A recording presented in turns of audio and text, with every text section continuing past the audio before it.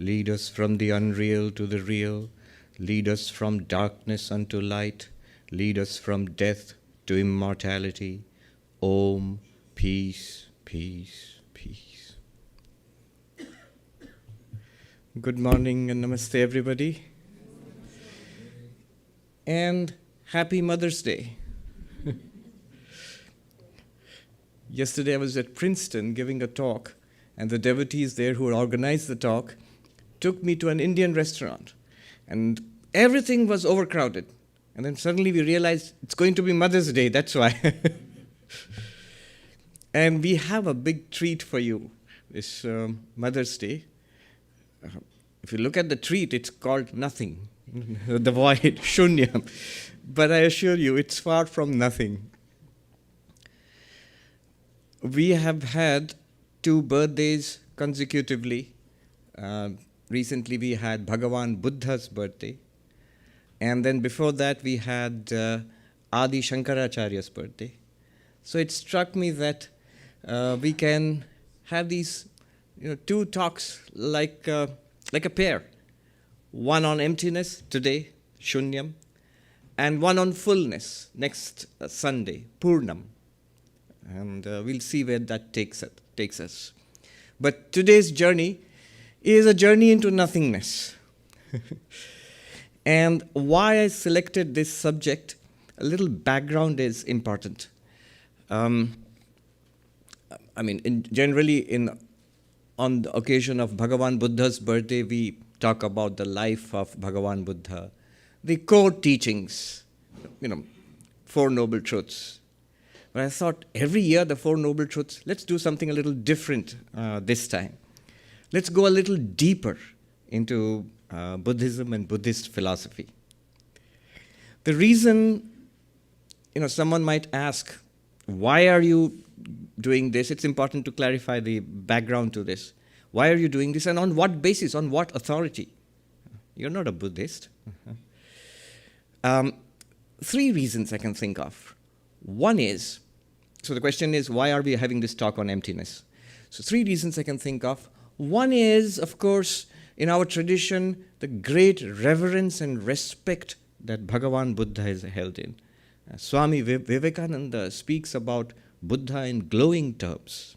So many things. For example, the sanest man who ever lived, no cobwebs in that brain. And many other things. So that's one. Our tradition has a deep reverence for the Buddha and the Buddha's teachings. The second one is more personal. Many years ago, 20 years ago, about 20, 25 years ago, I came across these teachings on emptiness. When I was a novice monk in Belur Math, in training, in the library I came across this book, The Central Philosophy of Buddhism by Professor T.R.V. Murthy. And I was fascinated. I had never heard of Nagarjuna. Heard of emptiness, but I thought it was something like nothingness. So that fascinated me. And then I found this book, Nagarjuna's Mula Madhyamaka Karika, the foundational text of this philosophy of emptiness, let's say. And I was hooked. And I have been hooked ever since. So the last 25 years or more. So that's the second reason. I've been reading about it. See, I'm not a Buddhist. I've also not been initiated or trained in a traditional lineage of Buddhist teachers. However, I've been studying about it a lot over many years. And the third reason is that I actually got some formal training, academic training, no doubt, but some formal training at the Harvard Divinity School. And it's very interesting that entirely coincidentally, without any planning, we have Professor Gayatri Chakravarti Spivak right here in our midst. People looking are in the middle, not in the middle. She's right here in the front. So thank you, Gayatri. So I'll tell you what is a connection with this. She has a long association with the Vedanta Society and the Ramakrishna Mission. But her specific connection with today's talk, and completely unplanned, it is this, that when the proposal came they will have Hindu monks at Harvard University. So I asked Gayatri, should I go to school at this age, again back to school? And she laughed and said, this age, you're a kid compared to me. Look at me, I'm studying at this age. Why won't you study? You go. And then she was kind enough to write a recommendation to me. I don't know what she wrote. It's confidential, so they never showed it to me. But she wrote a recommendation for me. When I went at Harvard, when I asked Professor Clooney, how did you select me? He said, the kind of recommendation that you had, there's no other way. We could not have not selected you. And he went on to say, the recommendation letter that Professor Spivak wrote for you, it's not every day that one gets, I'm quoting Professor Clooney, his words, it's not every day that one gets a letter from Gayatri Chakravarti Spivak, so that letter has gone into the archives at Harvard University. So how is this connected with today's talk? So when I went to the Harvard Divinity School, there were these two courses which I took and which I enjoyed immensely. One was, to my surprise and delight, I found that Professor J. Garfield was offering a course on Madhyamaka Buddhism. Those are the guys who are specialists on emptiness. Tibetan Buddhism, Indo-Tibetan Madhyamaka. And now I had heard of Professor Garfield. I'd never seen him. I had read a little bit of his published work. And so I asked, would you take me in? Because everybody else in the course was a PhD either in Tibetan or in Buddhist philosophy. They were all graduate students working for another PhD maybe. So I was none of those things. And Professor Garfield was very kind enough to say that, don't worry, Swami, there's always a spot for you. So that was very enjoyable, very tough also. The very first day, when the first class I attended, I thought I'm in the wrong place. I don't get half of what people are saying. Then I began to see that I understood what the professor was saying, not so much what the students were saying. Then I understood a little later that the students are expected to be smart and say smart things. You don't have to be very, very attentive to what the other students are saying. As long as you understand what the professor is teaching, you're okay. So that was a very useful course for me. And a lot of what I'm going to say is based upon what Professor Garfield introduced us to. And the second course which I took was at the Harvard Philosophy Department. Professor Parimal Patil taught an excellent course on Buddhist philosophy, classical Buddhist philosophy in India. So all the Buddhist philosophy which was done in India for 1,000 years, until about 1080. So that compressed into one course. And it was fascinating for me in another way. There I was sitting in Professor Garfield's class. He is famous for giving very dense reading. So every week we had to read 300 or 400 pages of books, handouts, and stuff like that. And it's not just ordinary stuff. It's more than 2,000 years of work. The original works of Nagarjuna and Chandrakirti and Dharmakirti and others, then they were, which were in Sanskrit, difficult philosophical Sanskrit. Then they were transmitted to Tibet around the end of the first millennium and translated into Tibetan.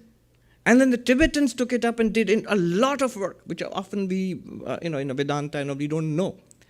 So the work which was done in Tibetan, and all this ancient Sanskrit work and medieval Tibetan work, all translated into almost incomprehensible academic English at Harvard University, from Nalanda to the snowy plateaus of Tibet to Harvard University. What a journey.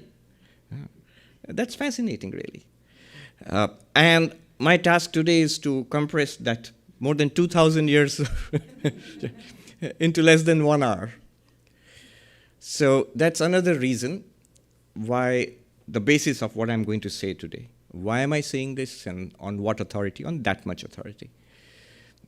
And I must mention a special book which a Tibetan Buddhist scholar and practitioner, Holchek, he recommended to me.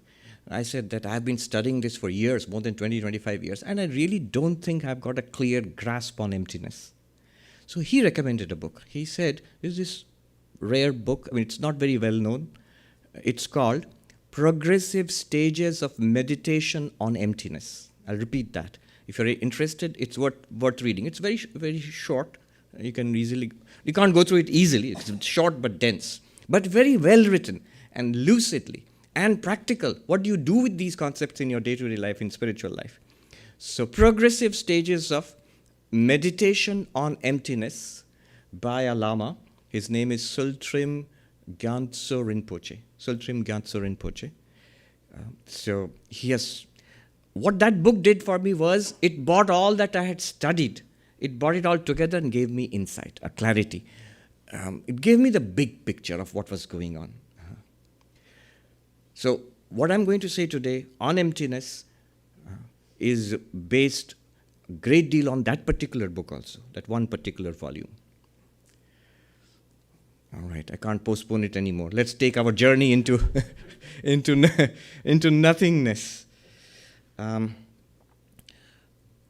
So, what I'm going to say about nothingness, shunyata, the title of the talk is Sunyam, just to match the Purnam of the next talk. But a more common way is not nothing, but nothingness or voidness. So shunyata is the term often used in ancient Sanskrit texts, Buddhist texts also. So I'll be talking about emptiness, not nothingness, emptiness, or the void. And what I'm going to say is very naturally from the perspective of Tibetan Buddhist philosophy. And that's important, because if you're trained in Theravada, you might not agree with what I'm saying. Or in some other Mahayana school, you might not agree with what I'm saying. This is a particular view. This is a view from the Tibetan Buddhist philosophical perspective. All right. Now what Rinpoche has done, this Sultrim Gyatso Rinpoche, he says, one way of understanding emptiness, shunyata, is to see it as a progressively deepening of this understanding, this concept of shunyata. We start with the Theravada understanding. He calls it the Shravaka understanding or Shravakayana understanding. Now, this may seem like belittling the other schools. But remember, at every stage, none of the insights of the earlier stages are done away with. The Tibetan Buddhist claim is we are just deepening the earlier insights. We are not saying they are wrong. So with that in mind. So the first understanding of shunyam, empty. It literally means no self. It's just, at least on paper, it's just the opposite of the Hindu view of Atma, the ultimate reality that we are not the body, not the mind, we are this immortal self. And the emptiness of what? Emptiness of self. Emptiness of, in Sanskrit, the swabhava, that a thing has an essence. And that was what the Buddhists, all the schools, all of them, whether the Theravada, or the Mahayana schools, or the Vajrayana schools, Tibetan Buddhists, they all attack this idea that things have an essence of their own, which is a very typically Hindu idea. So the first thing they say is that there is no self. We'll take up the Theravada idea first, stage one, and we'll see how to meditate upon it and what benefit does it give. Then next stage, stage two. There are 5 stages in all, in our understanding, in the journey. Stage 2 will be what is called the mind-only school. It's a Mahayana school called the Chittamatra, Vijnanavada, Yogachara, multiple names are there. So mind-only school, we're not going to talk about the school as such. We're going to talk about its understanding of emptiness, shunyata. Second stage. Third stage, there is the Madhyamaka school, the so-called middle path school of Nagarjuna and his followers. They are the emptiness specialists. So we're going to talk about the Madhyamaka understanding of emptiness. And there are 2 varieties of Madhyamaka. I'll come to that. One is called Swatantrika and another one is called Prasangika. We'll just touch upon that. The distinctions are very technical and not particularly useful for us in this context. But still, I'll touch upon that. So now we have got 4. Shravaka understanding, then the Chitta Matra, mind only, Madhyamaka Swatantrika, Madhyamaka Prasangika. What it means we'll see. And finally, there's something called the Shentong school, not at all well discussed even in Tibetan Buddhist circles. That's the final understanding we'll come to. Now, before I jump into this analysis of no self, and I was just thinking, the whole talk can be seen as a commentary on a teaching of Sri Ramakrishna. There's a little book which I love, Sri Ramakrishna Upadesh, the teachings of the master, or it's translated in English as the words of the master. And there, it's compiled by Swami Brahmananda. And there, the first teaching, the very first one, of someone who was a devotee of Kali, considered himself a child of the mother, Mother's Day, the child of the mother. There, the first teaching is, if you analyze this, who am I? It's not about mother, it's not about God. It says, if you analyze who am I, if you recognize who you are, you find God. Manush nije ke chinte parle Bhagavan ke paye. Bhagavan ke chinte pare. If a person realizes who he or she is, really what we are, you find God. And then he goes on to say that if you analyze what I am, what you are, you will soon find there is nothing corresponding to that. Ami ke bhalo bhabe bhebe dekle kono shar pawa jay na. You don't find any essence, self-nature, swabhava. Very Buddhistic. The very first teaching of Sri Ramakrishna. And then he goes on to say that nothing corresponds to this concept of I. And then he adds, Sheshe ja thake tai. Chaitanya, consciousness, pure consciousness. And then it stops. That becomes more Hindu then again. But the first teaching sounds extremely Buddhistic. And you will see the whole talk today is like a commentary on these few lines. The first teaching of Sri Ramakrishna in that book, Sri Ramakrishna Upadesh. So just, we'll shelve that for the time being. Now back to the first stage, the Shravaka understanding. We will see what the core idea is, and how do you meditate upon it, and what benefit do you get out of it. And we will use the dream example. These are complicated and subtle subjects, so if we want to have, keep our footing, just keep in mind the dream example. By dream example, I mean just our dreams. We will use that at each stage. Gyantso Rinpoche has actually done that. At each stage, he has explained these subtle concepts and then used the dream as an example to explain what's going on here. So we will use dreams as an example for understanding at each of the 5 stages. All right. Stage 1. You're looking at Swami. Start. You haven't started yet. So stage 1 is the Shravaka or Theravada understanding of emptiness, and that is no self. What do they mean by no self? How can there be no self? They say that examine what you mean by the self, Atma, self.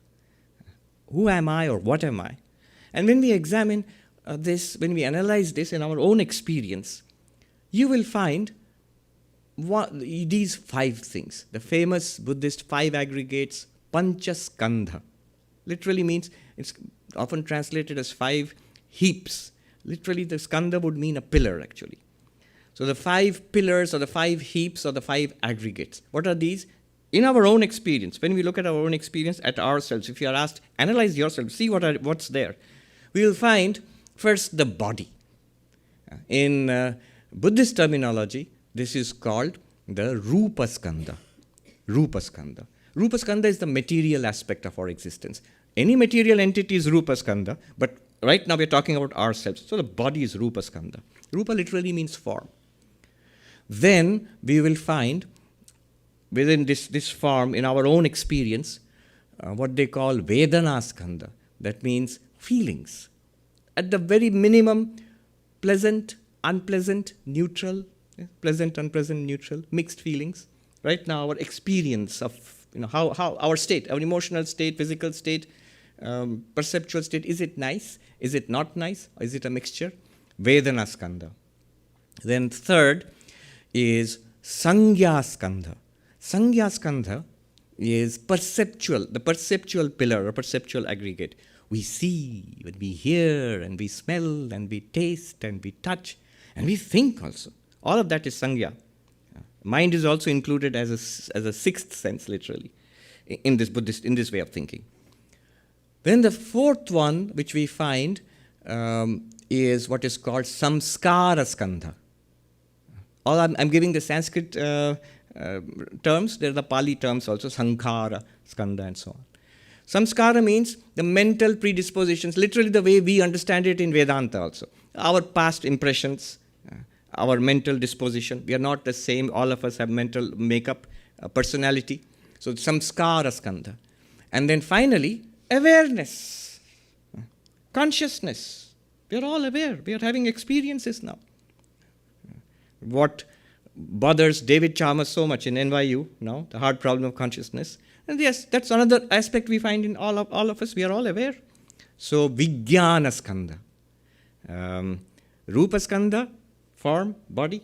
Then the Vedana skandha, feelings inside, pleasant, unpleasant, mixed.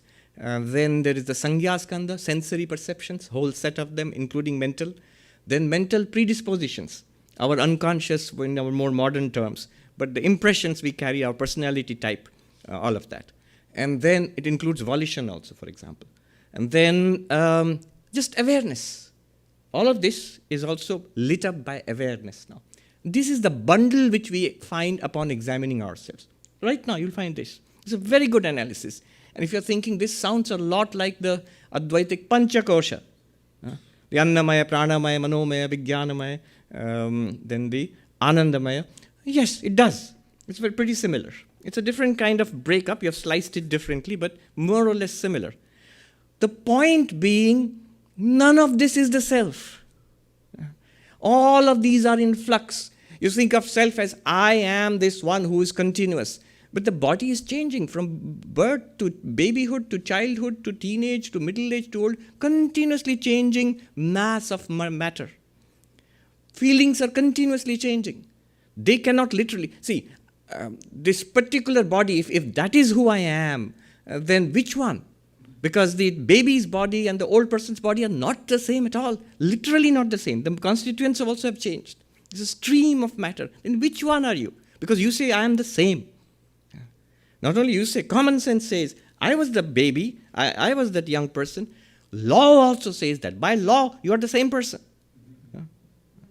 You cannot say that I have changed. I read a lot of Buddhism, so the guy who committed the crime was different, and I am a different entity. You cannot catch me and put... No, the law will say you are the same person. So then, which is this same person? Which is this continuing Atma here? Nowhere. I will not go into it. They have a very intricate, careful analysis of the 5 heaps, the 5 skandhas, to show none of them can be you, the self. And we say, oh, no, what we mean as Hindus, separate from these 5 skandhas, separate from the 5 koshas, we have a separate Atman. That's what we mean. And the Buddhist will say, stick to facts, Mr. Hindu. Where is this separate? Where is the evidence of anything separate? You must have some evidence, some experience. So all of these are continuously changing streams. Body is the name of a stream of matter. The mind is the name of a stream of thoughts and emotions and perceptions. Where is this continuous self? No self. Use the dream example to understand this. In the dream example, what happens?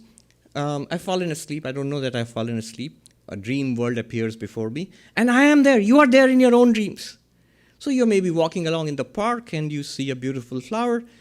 But this person who is walking along and having lots of experiences, you, the person in your own dream, when you wake up, you know that that person was not there. Neither that person's body was there. There was no self. You, the self, was not there in that person. It was just imagined in the mind. That dream person means you in your own dreams, had no personhood there. It was an appearance. Similarly, they are saying, these Theravada Buddhists, that because of this conglomeration of the 5 heaps, the Panchaskandha, you get an illusion of a self. You take a flashlight and whirl it around.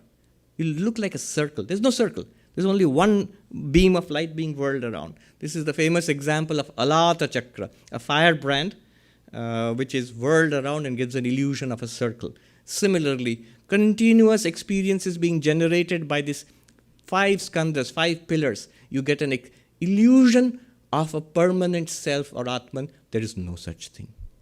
If you examine it, niswabhava, there is no essence to these 5 skandhas, the 5 pillars. And this is the meaning of no self. This is what emptiness means. Stage 1. How do you meditate? They will say that you relax and sit quietly and gather inwards. Then they have their format. You first take refuge. Buddham sharanam gacchami, sangham sharanam gacchami, dhammam sharanam gacchami. Then awaken what is called a compassionate mind, mind of wisdom and compassion. Tibetan Buddhists call it bodhicitta. And then you notice that there is no self here. Right now, in this, just like the dream, we all agree, the dream person was not the self. There was no self there. A person appeared, but that person has no self. It was an imagination. You are not the dream person, actually. Similarly, these 5 skandhas here, they get together, produce an illusion. I feel I am here. No, you are not. Then what am I? Don't inquire any further. You do not find anything corresponding to I, just like Sri Ramakrishna said. There is no essence corresponding to the concept I, the construct I. What good does that do? When you stay with it, you will see a lot of our painful emotions, traumas, desires, projects are all clustered around this concept of one continuing I. I am here, and my project in life is to make this I happy. I fulfilled. Never works. And the Theravadins, the Shravakas, they say it doesn't work because you are chasing a phantom. It doesn't exist. How can you make yourself happy if that I which you are trying to make happy, this permanent I in those 5 skandhas, it doesn't exist. It's empty. It's a construct. It's an appearance.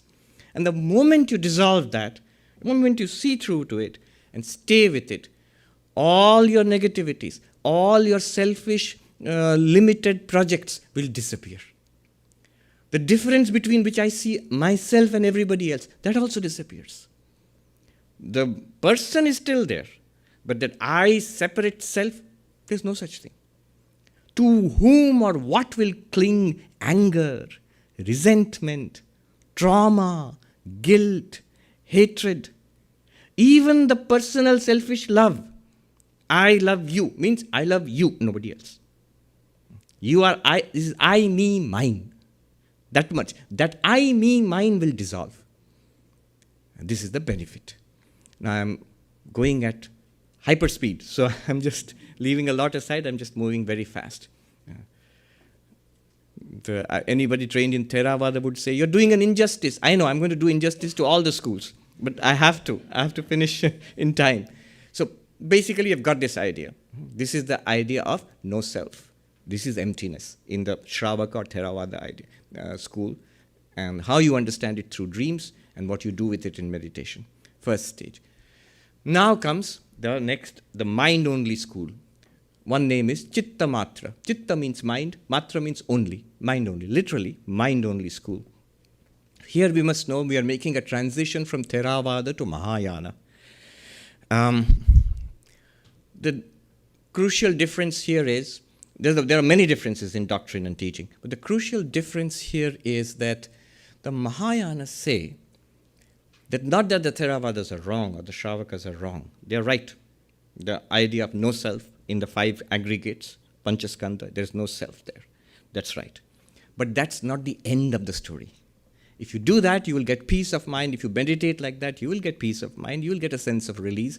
But that's not the end of the story, because you have not encompassed the whole of reality. You have just inquired into yourself. But what about the world? What about the universe? What is it? It's still out there. Why would you need to know about the world or the universe? So they say, the Mahayanists, the Mahayana school, they say that the goal is not just personal liberation.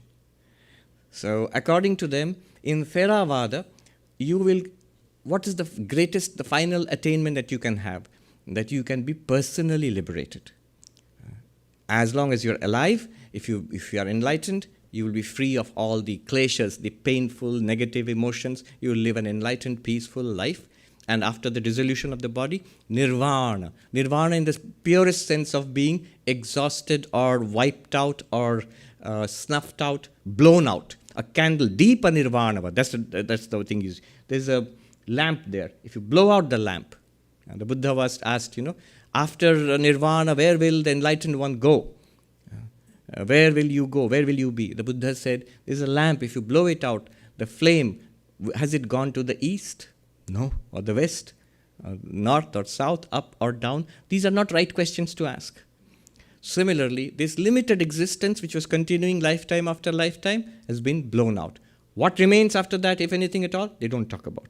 So this is arhat. Arhat means the one who has attained liberation, personal liberation. But the Mahayanists say that that's not the ultimate goal. The ultimate goal is Buddhahood, the full enlightenment. The goal is not just your own enlightenment. The goal is the enlightenment of all beings. And so the Mahayanists, which literally means the greater vehicle. So the term is used in comparison with the Theravada, which they call pejoratively Hinayana, smaller, lesser vehicle. So that's not a term one should use. Why greater vehicle? Because here the goal is the liberation of all sentient beings. Liberation from what? From suffering. Liberation from suffering for all sentient beings. Your vow is not just to be an arhat. You will go through that stage. But your vow is of the bodhisattva vow. That I shall win liberation for all sentient beings. I shall take across the ocean of suffering all sentient beings. And at the end of the path lies full Buddhahood, not just like the Gautama Buddha. All of us can become that. In order to become that, where does emptiness come in? In order to become that, one needs a full view of reality, a comprehensive understanding of reality, not just the emptiness of this self. So what is this comprehensive understanding of reality? To put it very briefly, they say, look, you did not, the mind-only school says, you did not consider the external world. The external world, you left it as it is. But the external world is also empty. The Shravaka school, Theravada school said, these 5 skandhas, the 5 components of the personality, they are empty of self. But the external world, tables and chairs and quarks and quasars, they are also empty. There is no inner substance or essence to any of them. And then here again, the dream example applies very beautifully. In the dream example, when you are walking along in the park and you see a flower, the same example. The Theravadins told you that you don't exist as a person right there. It's an appearance in the dream. Even your personhood there is an appearance. But the flower is equally an appearance. The trees and the people you meet in the dream, they are also equally appearances. Of what? In what? In the dreaming mind.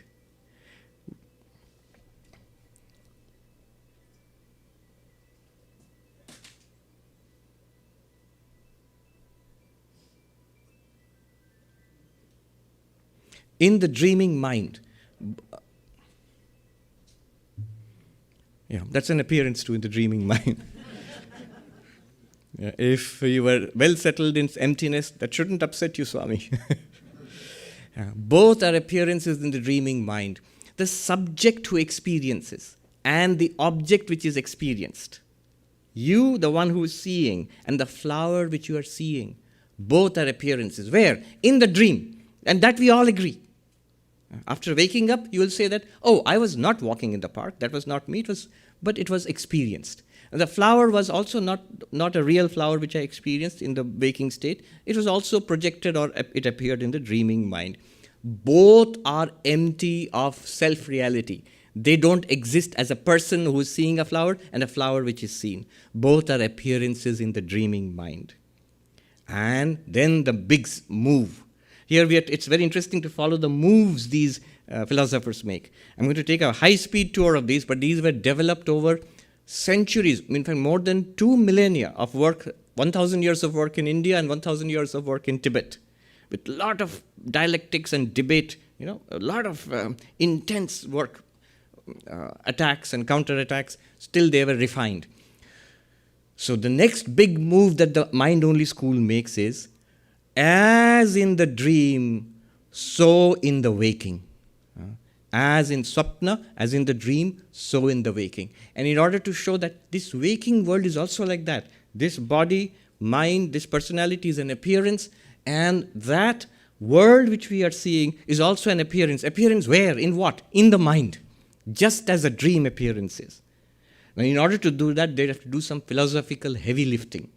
They have to show our natural tendency to think that waking and dreaming are separate. They have to erase the difference.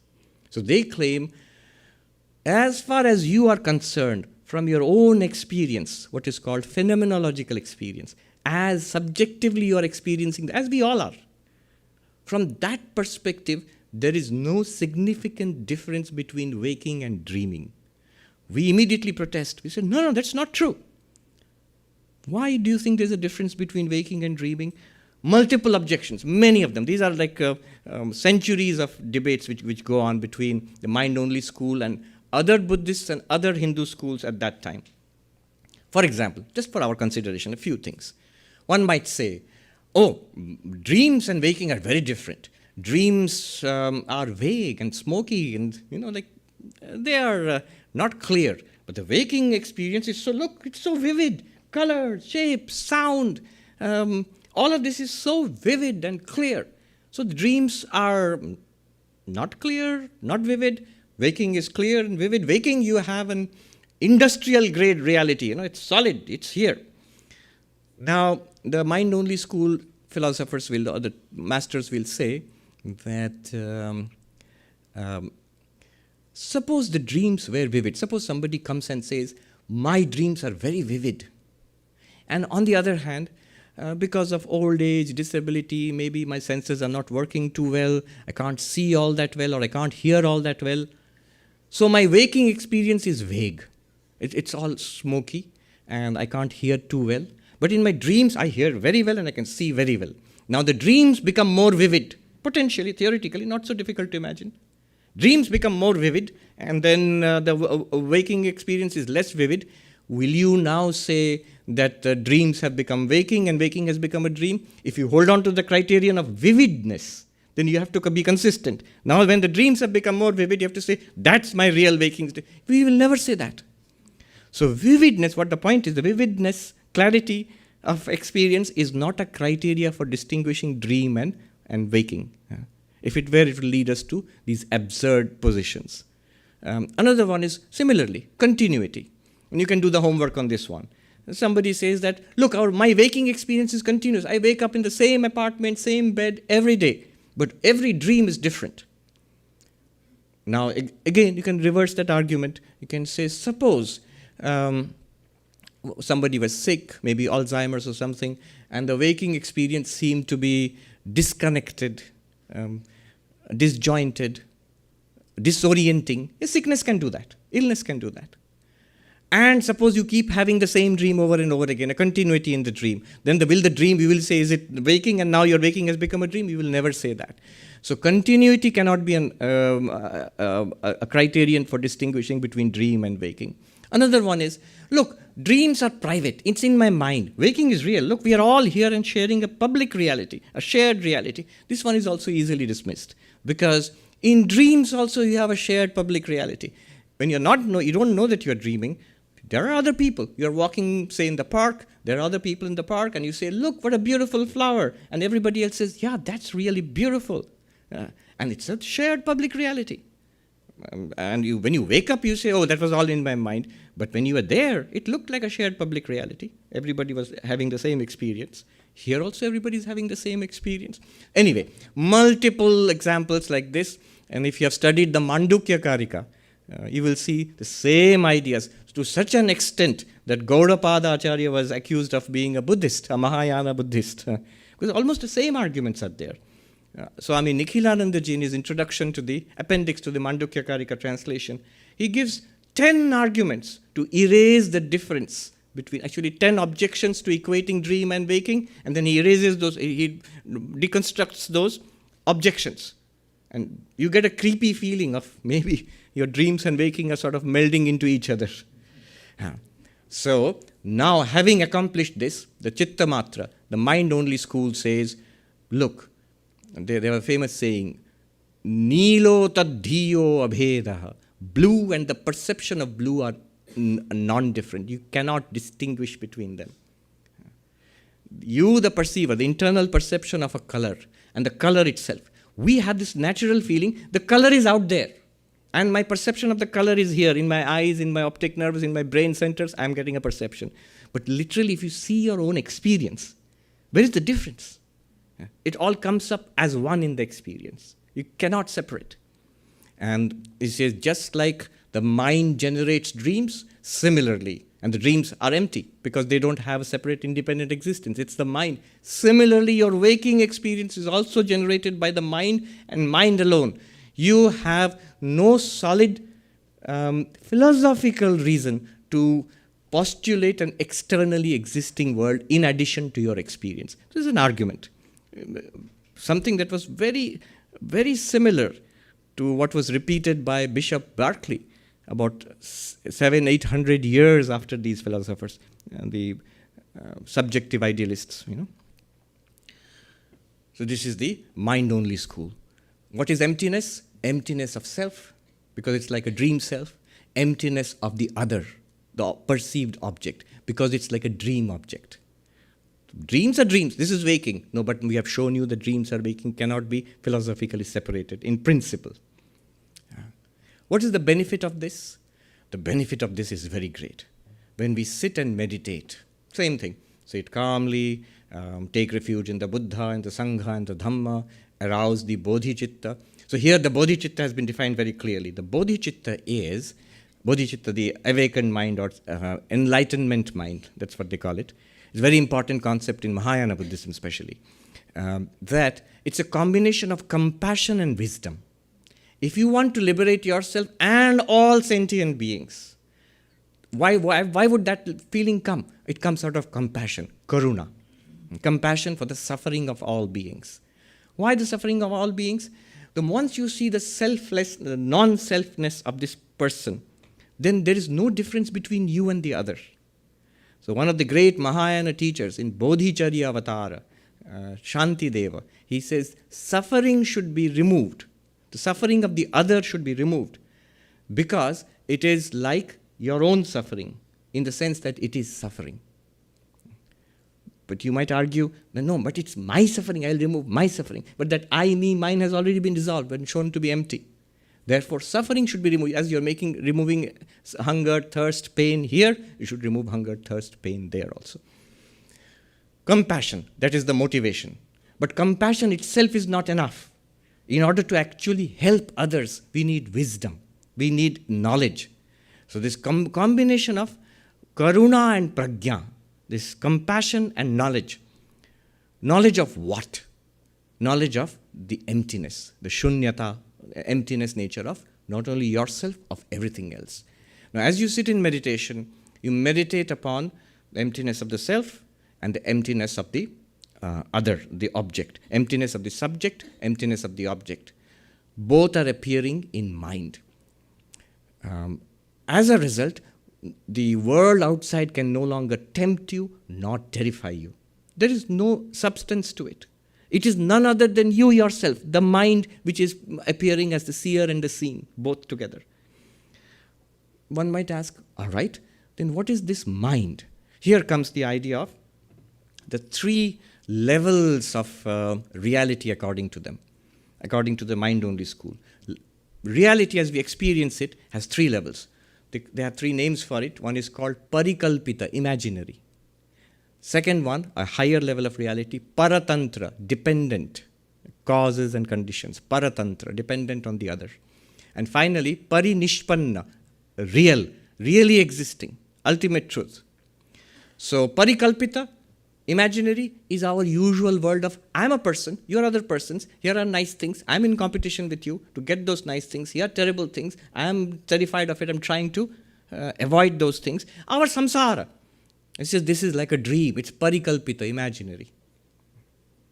But where is it imaginary? In the mind. Now the question might arise, but why are these things arising in the mind? They say the second level of reality because of causes and conditions. There are reasons because of past impressions of many lifetimes which give rise to these experiences. The objects which we see, and we, the experiencer of those objects. They come up and disappear. This is called paratantra. This arising, that arises. This not arising, that will not arise. Causes and conditions. Also known as pratitya samutpada, dependent origination. But even that is empty. What is really there is mind only. Now we may ask, what is the nature of this mind only? Chitta matra. Chitta means mind in Sanskrit. Mind only. And they say mind only is instants of cognition. Flashes of cognition. And it's not difficult to understand. Right now, if we see, we are having experiences. You see form and color and shape. We hear sounds. We feel warm or cold. We have sensations in the body, pleasant and unpleasant. These are all experiences, and according to them, these are only flashes of cognition, just mind. I, the experiencer of this table, the table itself, both are arising together in the mind as a flash of experience.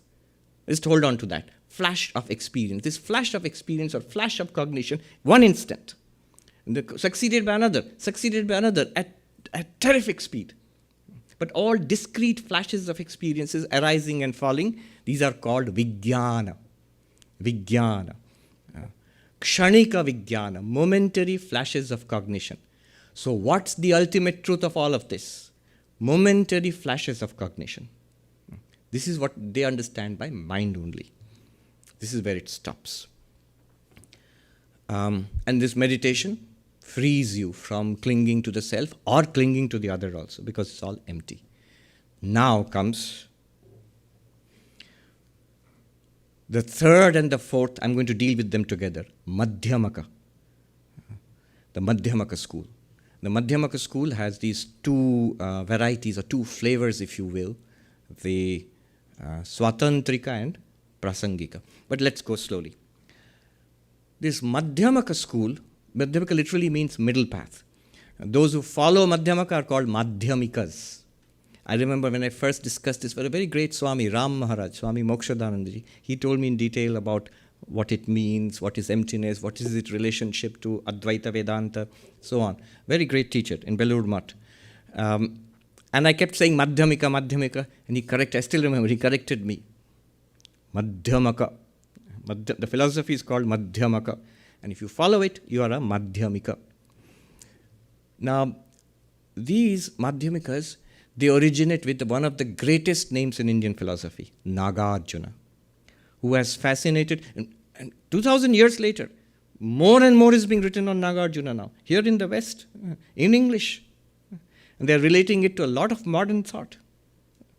I will not go there. Gayatri is here. Yes, there are actually books on Nagarjuna and deconstruction and Derrida and also. So fascinating, at least echoes and parallels between somebody who lived 2000 years ago in India. And Nagarjuna wrote this masterpiece, Moola Madhyamaka Karika. Moola Madhyamaka Karika, I think 28 chapters. Fascinating. 28 chapters, where he shows the emptiness of everything. So what is the purpose of this Madhyamaka school? They say that the Chitta Matra, mind-only school, is right so far as they say the self is empty and the other is also empty. But they are wrong when they say the ultimate truth is mind. Mind is also empty. Then what's true? We won't tell you. But whatever you say, mind, God, Atman, Brahman, the Buddha nature, everything is empty. And we will prove it to you. They are hyper-logicians. They always wield the sword of logic. So the Moola Madhyamaka Karika is a very intriguing text. There, he takes up everything and anything you can think about. The Four Noble Truths, life and death, past lives and future lives, the causes and effects, cause and effect, causality. The Buddha, empty. Four Noble Truths are empty, shunya. Buddha is shunya. What about nirvana? What about samsara? Shunya. Oh, that's good. Nirvana, shunya. What about all philosophies? Drishti, they call it drishti. Shunyata sarva drishtinam. All philosophies are empty. All philosophies are empty. What does it mean? We'll go into that. Their goal is shunyata sarva dharmanam. All entities, whatever you can think about, whatever you can postulate is empty, has no essence at all. And they will demonstrate it with logic. And an initial objection could be, just a minute, Mr. Nagarjuna. What about your philosophy? Your Madhyamaka, all is emptiness. That's a philosophy also. So that's also empty. And he gives a beautiful answer to that. There is a text called Vigraha Vyavartini, refutation of other views. He says, if I had a view, then I could be accused of propounding an empty philosophy. But I have no view. If I have said something, you could refute it. But I'm not saying anything. So this goes back to, in ancient India, debates were of three categories. Vada, Jalpa, Vitanda. Vada means Tattva Bhubutsukatha. A debate, a discussion based on an inquiry into the truth. So a teacher and a student, or two genuine inquirers of truth, they might. Then there's another kind of debate called Jalpa, which is Parapaksha Dushanam Swapaksha Sthapanam. Cutting down the opponent's view and establishing your view. Like a lawyer might do. It's not a question about what is truth, but I want to establish my view. And I want to cut down your view. That's the goal. That becomes the goal in the court of law and in every quarrel that you have ever had. I am right and I must have the last word and you are wrong and I'm going to prove that. No matter what the topic is. So that is Jalpa. There is a third kind of debate, Vitanda, which says that I have nothing to establish, but whatever you try to establish, I'll cut it down. Now that sounds awful, but it isn't. It's actually a very sophisticated form of debate. What these Madhyamakas want to state is that the truth, whatever it is, we will not say it also, it is self-evident. We just want to sweep aside all the clutter of concepts and philosophies. It cannot be grasped. Any philosophical approach is bound to be wrong. Sri Ramakrishna used to say, Shobai mone kore nijer ghodi thik cholche. Everybody thinks as his own watch is running right. And the person who wears two watches never knows the time. That was long before modern watches which are connected to the internet, which will give you the exact time because they are connected to the web. But then otherwise, so no philosophy can give you the truth. No amount of concepts will give, conceptual proliferation. They call it prapancha. Conceptual proliferation. That has to be swept aside. And that's what Nagarjuna wants to do. How does he do that? I'll indulge myself a little bit, though I'm running out of time. But I want to give you a taste of what fascinated me. When I opened that book, Moola Madhyamaka Karika, one of the early chapters is chapter on walking. Something as simple. Forget nirvana, enlightenment, self, not self, God, Brahman, Atman, forget all that. Something as simple as walking, taking a step. He said, that's also empty. You can't make sense of it. Why? So in walking, there is the walker, there is the act of walking, and the space which is being traversed, the ground which is being walked upon, right? That's very common sense. And then the Nyaya school, which is a realist school, they would say, if you are a walker, if you are walking, you are the one who is walking, the action of walking is in you. You are the doer, you are the agent of that action, and the action is, where is this action? This action is in you. You are walking. It's common sense, sort of. Nagarjuna says, who is walking? There are only two possibilities. The walker is walking or the non-walker is walking. The non-walker obviously not walking by definition, because they've defined he's not walking. So yeah, we'll say, of course, the walker is walking. But the walker is the one who has already got, by definition, the action of walking in him. So if he is walking, dvirgamanam syat, then he is walking twice. You seem puzzled, but it's a very simple move. It says, who is walking? Walker or non-walker? The non-walker cannot walk because the person who's not walking is a non-walker. So we'll leave him out. The person who's walking is walking. We say that one who's walking is walking. But how do you define a person who's walking? The person who's walking is that person who has got the action of walking. Now, if you attribute walking to the walker, there'll be two actions of walking there. You see? So is he walking twice? What is he walking on? Is he walking on the space that has been already walked on? Or is he walking on the space that has to be walked on? Or is he walking on the space which is being walked on? We will say, of course, he's not walking on the space which has been walked on. That's done. He's already covered it. and the space to be covered, he has not yet gone there. So I guess common sense is the place where he is walking, that place, he is walking on that now. But the place being walked upon, if he walks on that, is he walking twice on that? So if you see what he is doing, you might say these are verbal quibbles. But these were very serious issues for Nyaya philosophers. They were ultra-realists. They took everything very seriously. So if you are real, your actions are real, the place you're doing action is real, so they have to be in some relationship, and yet I cannot verbally describe that relationship. And he uses the same techniques on Buddha, on Four Noble Truths, on Nirvana, on Samsara. He says none of these concepts make sense. They're all empty. And yet they all work. Here he brings in his two truths, two levels of truth. He says the Buddha has taught two levels of teachings. Samvritti Satyam, Paramarthika Satyam. Dve Satye. Two truths have been taught.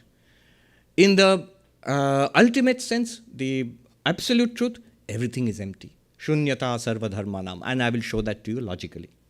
But in the conventional sense, in the relative sense, in Vedanta what we call Vyavaharika. Yes, Vyavaharika Satyam.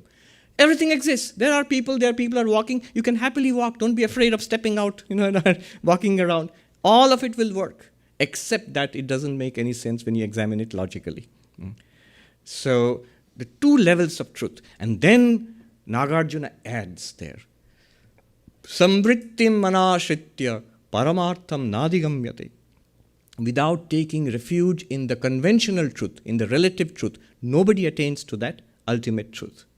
The importance of this, don't dismiss it as saying, it's all a dream, it's all false, nothing works here, or this is all illogical, it's non-existent. Then you will never attain enlightenment.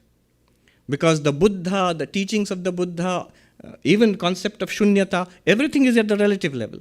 You have to take the help of this relative truth, of scripture and teacher and meditation and ethics, all of that, even though logically you cannot establish them, in order to reach that enlightenment which Buddha is pointing at. So this is Nagarjuna's view. Just a little note on the Swatantrika and Prasangika, not relevant really to us directly, it's a very subtle point.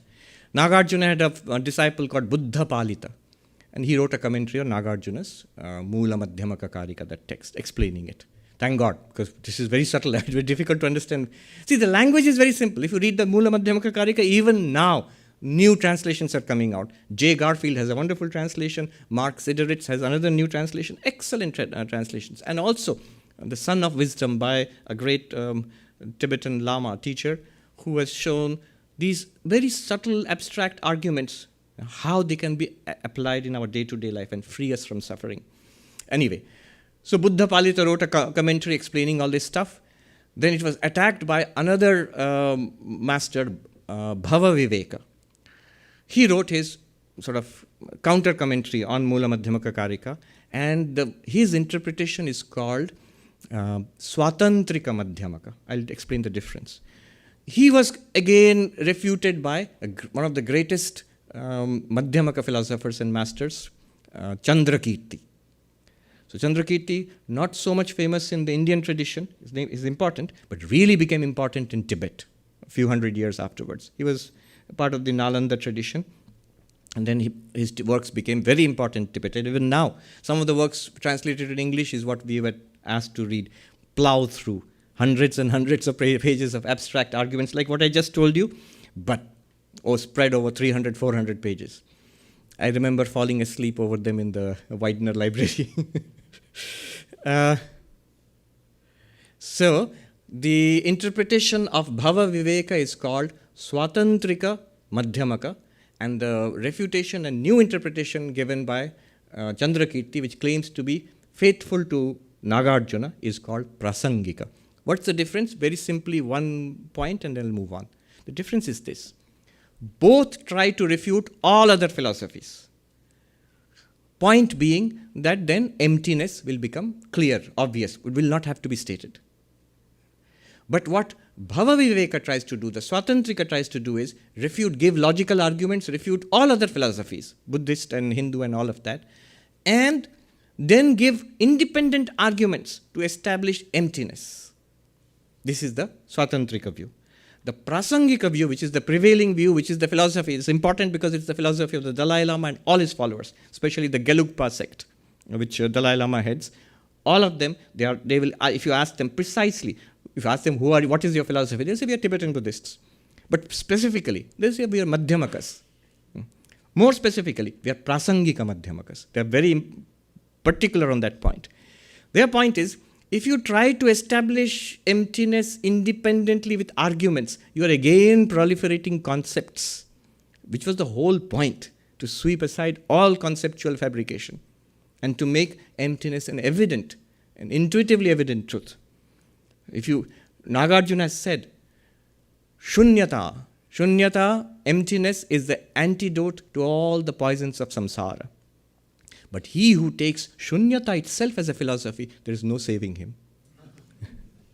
He says, Yatha sarpo durgrihita. If you catch a snake by the wrong end, you are not an expert snake catcher. You catch it by the wrong end, you are in serious trouble. The person who thinks Shunyata is the truth, I have got it, is finished. Nothing can save him. Because Shunyata can save you if you are in samsara and troubled by samsara, it will liberate you. It will give you nirvana. But if you catch on to Shunyata and hold it on, that's what the Prasangikas tell the Swatantrikas. That Swatantrika literally means independent argument. Prasangika means what is called a reductio argument. That means, I will prove, whatever you say, I will prove it's absurd. Hopefully you will let go of that concept. Then I will not give you any new concept until you see for yourself the empty nature of all views and the evident nature of reality. I will not say that. Just the empty nature of all views. So this is the difference between the two.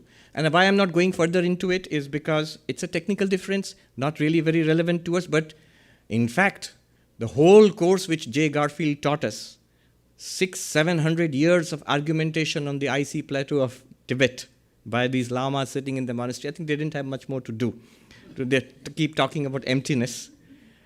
It was a debate about Swatantrika and Prasangika. It's a very serious issue for them. So, now the dream example. How do the Madhyamakas handle the dream example? They say, look at the person in the dream and the objects in the dream, they are both empty. Which has the mind-only school will say, yeah, that's what we said. So you're an extra clever dude. What new thing do you have to say?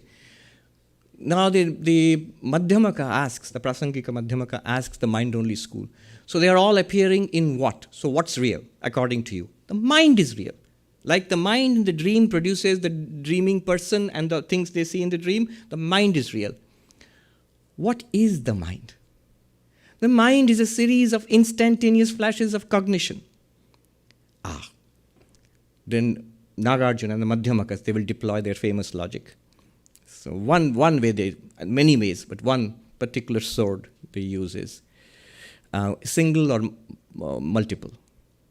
So any entity, anything, to exist, it has to be either single or with parts. Single means one entity or something with multiple parts. Then it can exist. These are exclusive and exhaustive. There's no other third alternative. So, for example, if you say fist, there's an example they use. But fist, is it a single entity? Maybe. But now? No. It's comprised of many parts coming together. So fist is not a single entity, it has parts. So it exists. Then where is the original fist? It's gone. It's dissolved into parts. Well, those parts exist, but you analyze them, they all have tissues and the fingers, they're separate fingers. Each of the fingers has tissues and cells, and if you analyze further, it'll go down to atoms. Finally, you will say that at least the atoms, the tiniest possible particles exist, and in ancient India, they had this idea of atoms. Kanada, the Vaisheshika philosopher, was one of the earliest to speak about the tiniest possible particle out of which all material reality is created. Nagarjuna says, really, do atoms exist? It need not be atoms. Today we might say protons, neutrons, quarks, or whatever. So the tiniest particle, does it exist? Yes, that's how this universe is built up. So the tiniest particle is single or multiple? If it is single, it has no parts. It's single, it has no parts. Yeah, that's how we define the tiniest particle, no parts. If it has no parts, it has no top, bottom, because top, bottom, sides are parts. If it has no top, bottoms, left side, right side, then there is no way for the next particle to connect with it. Then how will material universe be built up? We came across this thought as little kids when we were introduced to the concept of, in Euclidean geometry, of a point and a line. Point is no breadth, no extension, nothing like that, and yet so many points come together to make a line with extension, length. Similarly, Nagarjuna asks, if on all the Madhyamakas, this simple argument, tiniest particle without any dimensions cannot build up a material universe. Well, if you say it has dimensions, up, down, side, left, and on, and then it can connect to other particles, then it has parts. It's not the tiniest particle. Then the parts of those particles, do they have parts or are they single? You see? What does this have to do with mind only? We are coming to you now. Get ready for the sword. You say all our experiences boil down to instantaneous flashes of cognition. Now you can see where this is going. This instantaneous flash of cognition, kshanika vijnana, does it have duration or not? Is it single or with parts? If it is single of no duration at all, then it cannot be experience. Experience has a beginning and a middle and an end, no matter how fleeting. The mind-only school says, it's an experience. So it's a beginning and an end and a middle. The beginning and an end and the middle, then it's not one single flash. It has a duration of a beginning, 1 moment, middle, at least 1 moment, and end, at least 1 moment. So 3 moments. It's no longer one single flash of cognition. And then each of those moments, does it have a beginning and middle or an end? So the whole idea of a mind which is generating this reality, that also drops away. It's empty. The Madhyamaka says you are not wrong, but even this mind you are talking about, the mind-only school, that's also a relative truth. It's also empty. All right, smart guy, tell us what the ultimate truth is. If I tell you, it will be a concept. The ultimate truth, the ultimate nature of things, he says, it's not that whatever you take up, mind, Atma, Brahman, God, world, Buddha, it's not that it exists. Oh, so it doesn't exist. You're a nihilist. It's not that it does not exist. It's not that it both exists and does not exist. It's not that it neither exists nor does not exist. 4 alternatives. Chatushkoti. 4 alternatives. Sunyam, Nagarjuna defines. Sunyam is Chatushkoti vinirmukta tattvam. Emptiness is that which escapes the 4 alternatives. What is the nature of everything? The world, you, self, God, whatever it is. Not existence, not non-existence, not a combination of existence and non-existence, and neither a denial of both. And he will demonstrate. Whatever candidate you gave, Atman, Brahman, world, consciousness, anything, he will show that it will fall in these 4 categories, and he denies it. And he'll give you logic, reason to do that. How do you practice this? So in the dream example, what would you do? In the dream example for the Madhyamakas, you notice the emptiness of the person in the dream, emptiness of the object in the dream, both are appearances, as the mind-only school said, and the emptiness of the mind which is dreaming. What do you mean emptiness of the mind which is? This has to be understood carefully. Because we say that, right, I understand whatever happened in the dream and whoever was in the dream, both are appearances and they are not real. But I am the dreamer, I am the dreaming mind, I dreamt it.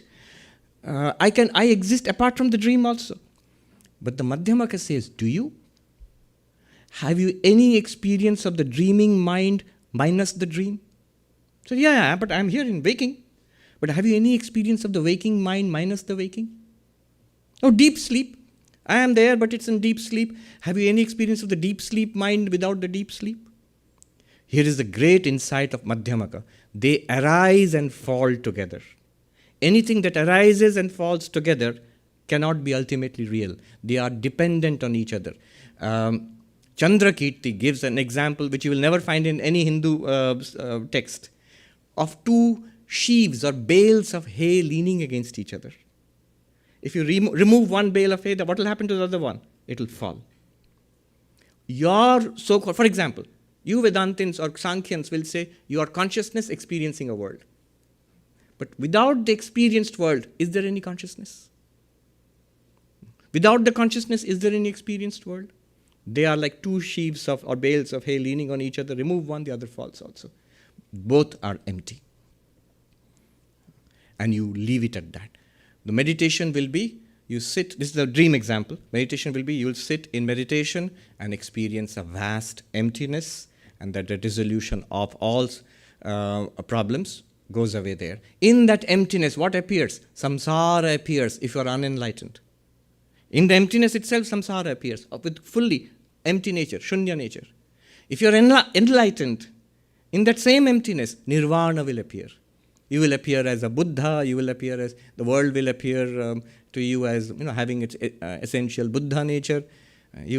Everything will be peaceful, enlightened, sublime. Same experience, same reality. In two ways, enlightenment, non-enlightenment, both are empty. Samsara is empty, nirvana is empty. And that emptiness is, don't even say the emptiness is the final truth, then you're catching the snake by the, Okay, so this is the Madhyamaka view. If you stop here, Sri Ramakrishna's, where we started, Sri Ramakrishna's teaching, if you examine the self, if you examine things very carefully, you will find kono sharni, no essence at all. Basically, that's what was going on till now. No essence at all. But then there's one more little thing which Sri Ramakrishna adds. Ja ache tai thake. Chaitanya. What remains, what is, remains.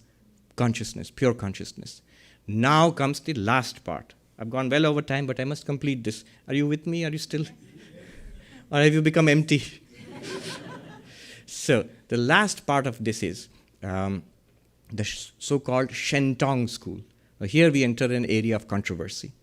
Because if you ask Tibetan Buddhists, they say that they stop with prasangika madhyamaka, emptiness.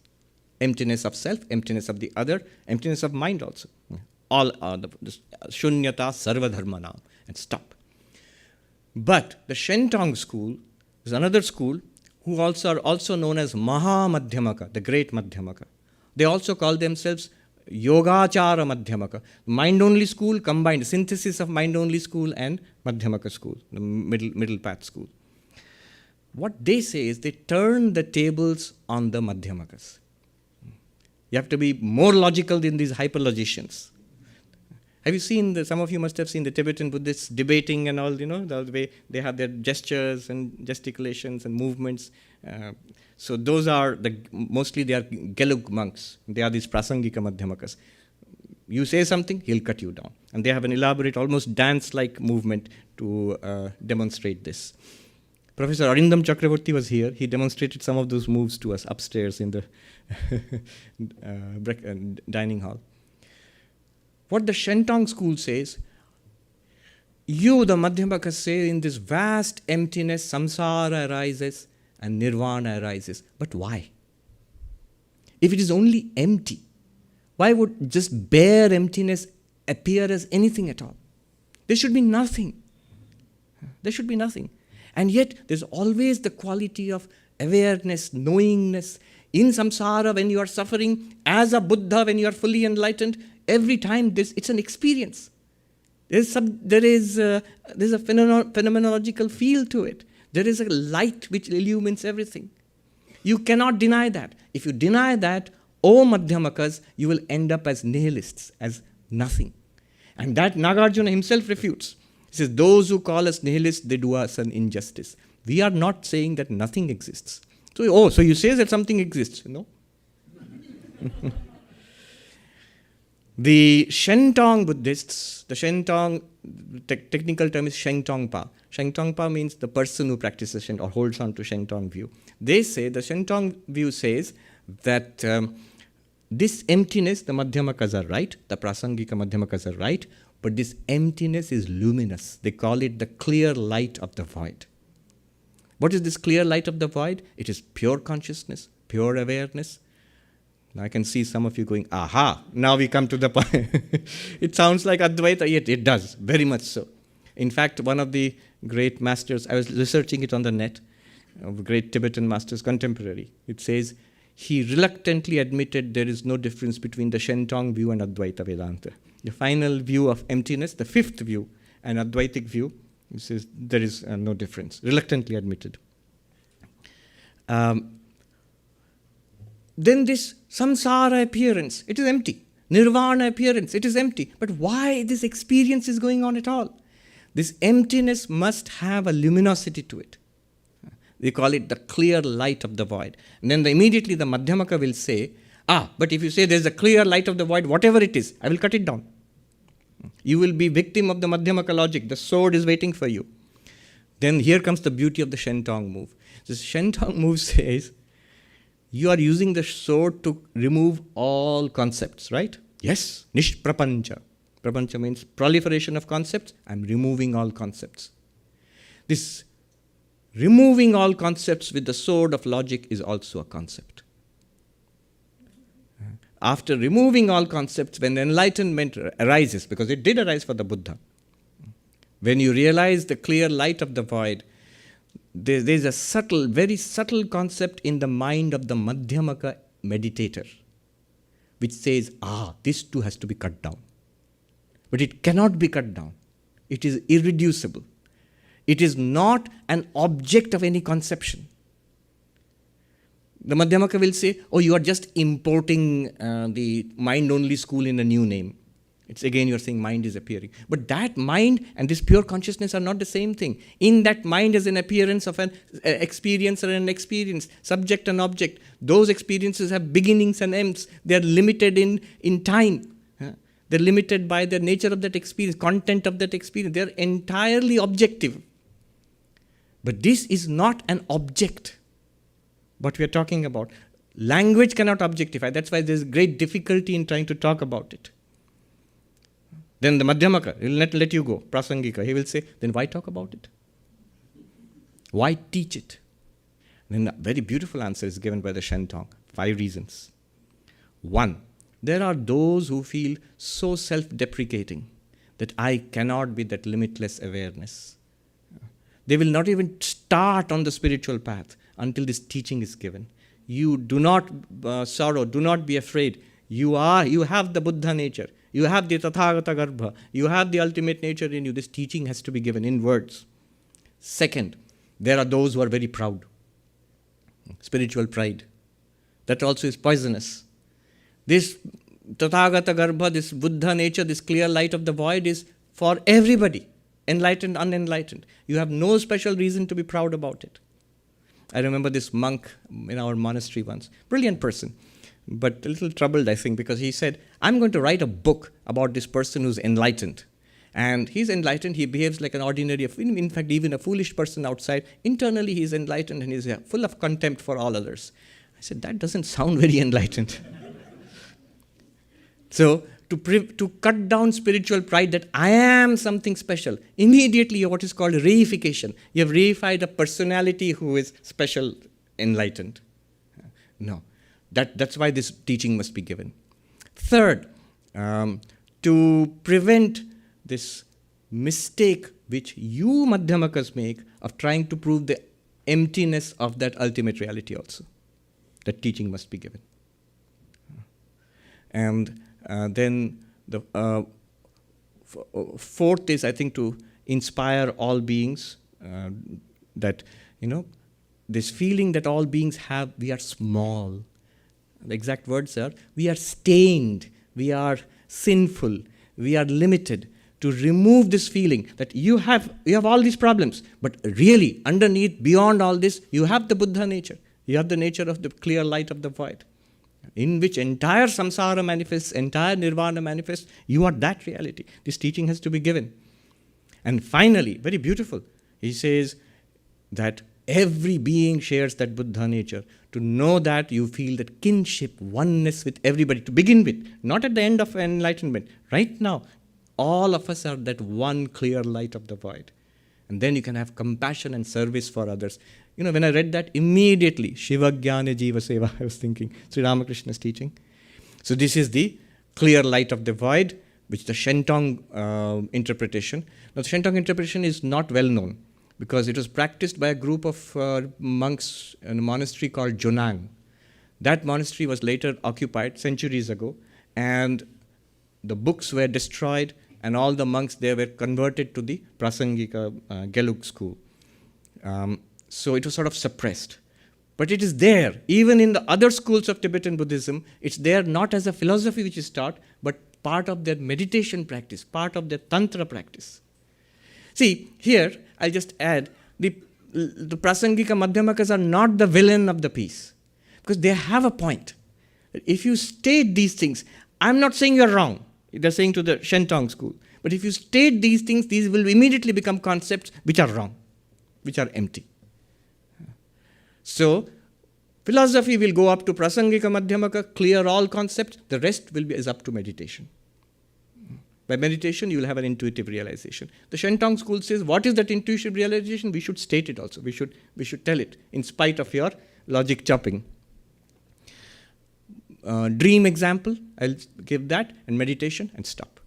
The dream example in the Shentong school is very close to the mind-only school, but you'll see the difference. In the mind-only school, you see that whatever you are seeing in the world is like a dream, and the person who is seeing is also a manifestation, and the underlying truth is mind. And in the meditation that you do in the mind-only school, the focus is not on the mind. The focus is on the emptiness of the object and emptiness of the self. And both are non-dual because they are appearances of the same mind. In the Shentong school meditation, what they do is, and the dream example, notice the person who is experiencing and what they experience are manifestations of the mind. Similarly, just as, this is the beautiful example they gave in dream example, Shentong school, just as the same mind can manifest good dreams and nightmares, being the same mind. Both the good dreams and the nightmares are empty because they are dreams. But the mind which is manifesting them is real. Similarly, the clear light of the void, which is your real nature, manifests samsara and nirvana. When you do not know that you are the clear light of the void, this world will appear to you as samsara. When you know you are enlightened, this world itself will appear to you as nirvana. That is the dream example for the Shentong school. And then meditation is very powerful. The meditation is, don't do anything. Sit quietly. And whatever arises, let it arise. Because all of it is a manifestation of the clear light of the void. It's right there. Every moment of experience, dissolve it and see the clear light of the void there. Just let it be. No technique is necessary. No effort is necessary. You just keep seeing the clear light of the void in every experience, moment to moment. Again reminded me of Kena Upanishad. Pratibodha viditam matam amritatvam hivindate. In every flash of experience, if you realize that pure consciousness, you will attain the, immortality. Almost like a mirror image.